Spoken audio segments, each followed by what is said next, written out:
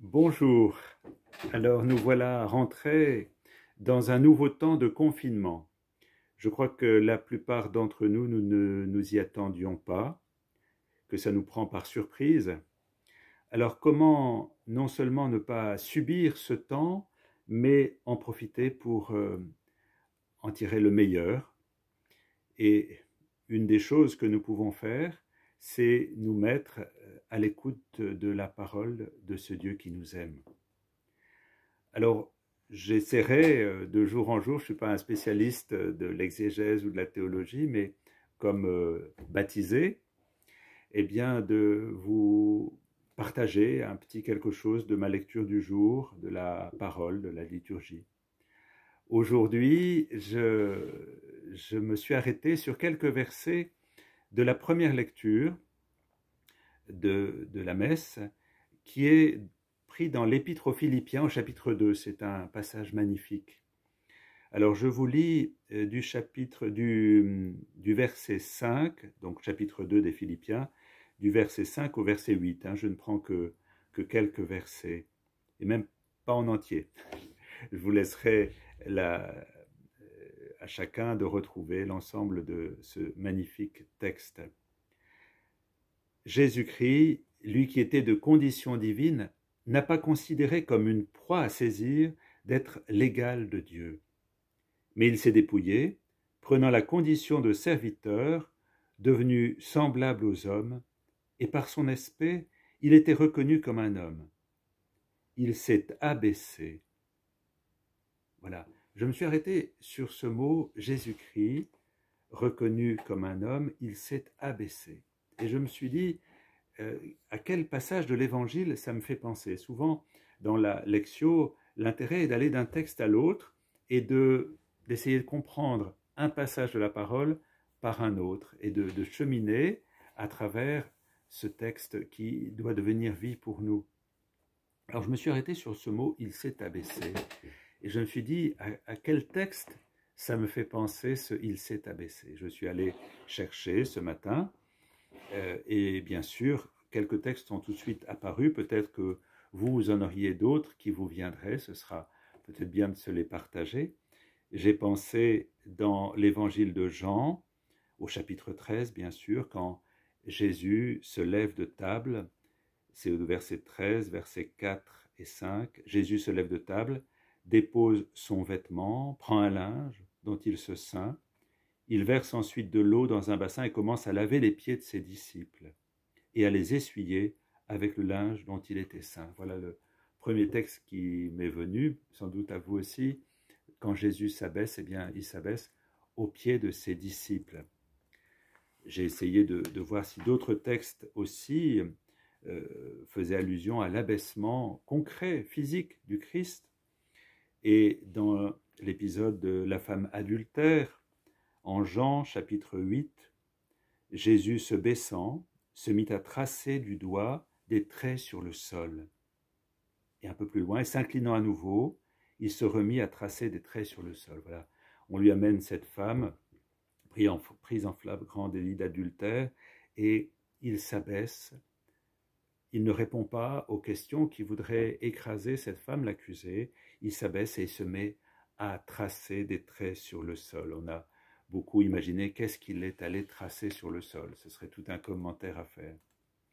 J'ai cherché encore un autre passage où on verrait Jésus qui s'abaisse, qui ne se met, je dirais, qui ne reste pas au-dessus, mais qui s'abaisse. C'est dans la Samaritaine, l'entretien avec la Samaritaine, chapitre 4 de Saint Jean encore, au verset 5. Fatigué du chemin, Jésus était assis tout simplement au bord du puits. Alors, je me dis, en ce début de confinement, il est bon de sentir que Jésus vient nous rejoindre là où nous sommes. Peut-être que nous sommes angoissés. C'est vrai que la situation en France actuellement, il y a eu ces attentats, la situation sanitaire, les peurs peuvent nous mettre, l'isolement aussi, nous mettre dans une situation où l'on se sent comme écrasé, angoissé, inquiet. Et surtout le fait qu'on recommence une période comme celle-ci de confinement. Eh bien, peut-être que le plus important, c'est pas de prendre les choses à la force du poignet, mais de laisser le Christ venir descendre au plus profond de ce que nous vivons actuellement.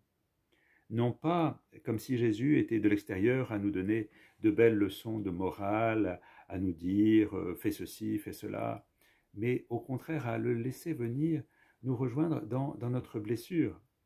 C'est vraiment le sens de l'incarnation, le Christ qui descend, qui s'abaisse et qui va vivre notre condition humaine dans tout ce qu'elle a de beau, de joyeux, d'enthousiasmant, de désir, de projet, et puis dans ces périodes d'abattement, de rejet, de sentiment de ne pas vraiment exister.